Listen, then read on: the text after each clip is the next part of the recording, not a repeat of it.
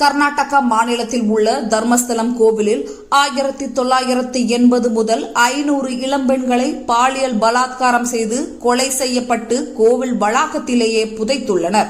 கர்நாடகா மாநிலத்தில் காங்கிரஸ் கட்சி ஆட்சியில் இருப்பதன் காரணமாக உடனடியாக இது குறித்து விசாரணை நடத்த சிறப்பு விசாரணை குழுவை அமைத்துள்ளனர்.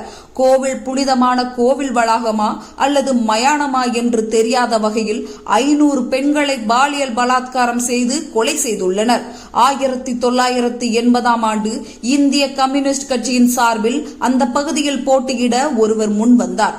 அவர் முன்வந்ததை தொடர்ந்து 5 நாட்களிலேயே அவரது 15 வயது மகள் கடத்தி செல்லப்பட்டு பாலியல் பலாத்காரம் செய்து கொலையும் செய்யப்பட்டார். எனவே இது போன்ற திடுக்கிடும் சம்பவத்தால் தர்மஸ்தலாவின் அறங்காவலர் குழுவை கலைத்துவிட்டு இந்த அறநிலைத்துறையுடன் இணைக்க வேண்டும். அங்குள்ள அறங்காவலர் குழுவினர் அனைவரையும் கைது செய்து விசாரணை நடத்த வேண்டும் என்று இந்திய கம்யூனிஸ்ட் கட்சியின் தேசிய செயலாளர் ரவி நேற்று திருப்பதி கோவிலுக்கு வெளியே செய்தியாளர்களிடம் கூறினார்.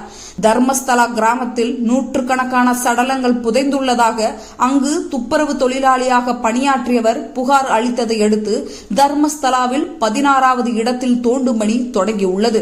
மேலும் அங்கு கடந்த 13 நாட்களாக சிறப்பு புலனாய்வு போலீசார் புகார்தாரருடன் புதைக்கப்பட்ட உடல்களை தேடும் பணியை மேற்கொண்டு வருகின்றனர்.